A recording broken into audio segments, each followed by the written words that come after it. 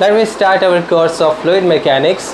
The first chapter is the foundations of fluid mechanics. In this chapter, our main goal is to derive the equations for some conservation principles.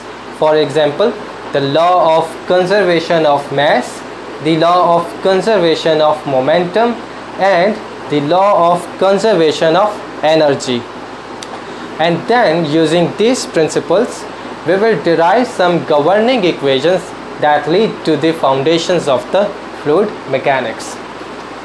In the first topic, we will learn some characteristics of fluids. The question is, what is a fluid? Or what is the difference between a fluid and a solid? An answer is, a solid is a hard material. On the other hand, a fluid is a soft material. Although this answer is descriptive in nature, but it does not give us a very clear idea to distinguish between a solid and a liquid. Furthermore, it is not very satisfactory from the engineering or scientific point of view. Another way to distinguish between a solid and a fluid is on the basis of their molecular structures.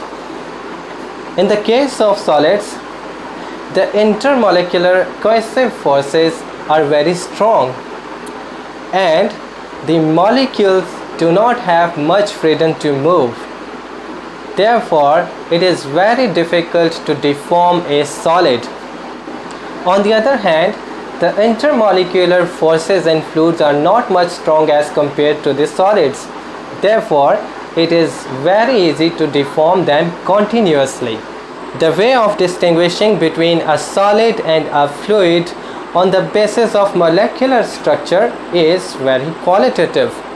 But we need a difference on the basis of how a substance deforms when acted upon by an external force. This difference can be obtained from our definition of fluid. The definition is, the fluid is a substance that deforms continuously when acted on by a shearing stress of any magnitude. Let me write this definition here. A fluid is a substance that deforms continuously when acted on by a shearing stress of any magnitude. What is the shearing stress? It is the force per unit area, and it is produced if the force acts tangentially on the surface of the fluid.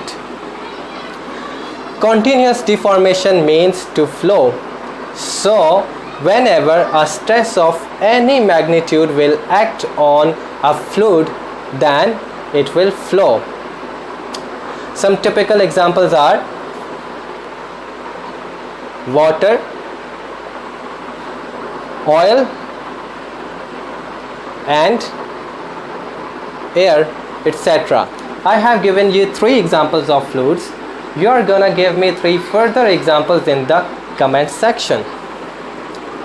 The solids do not satisfy this definition.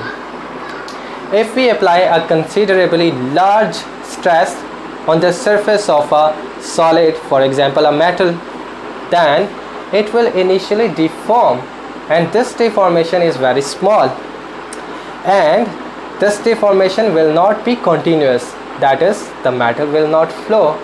Therefore, the solids do not satisfy this definition. There are some substances, for example slurries, tar, putty, toothpaste, and many more, that behave as a solid if the applied shearing stress is small. But if the stress exceeds some critical value, they will flow. These substances are studied in a discipline which is called rheology.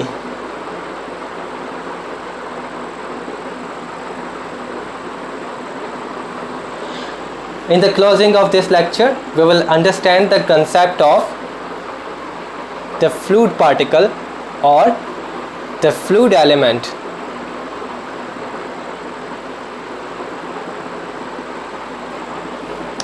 A fluid element or a fluid particle is a small piece of a fluid that has a definite volume.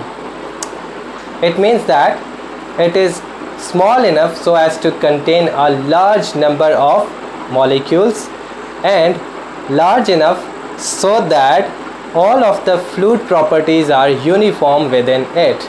Some of the fluid properties are the density of the fluid, the speed of the fluid, velocity of the fluid, and the mass of the fluid, etc. Okay, so it was all from our today's lecture. I hope that you have enjoyed and learned. Please share it. Thanks for watching.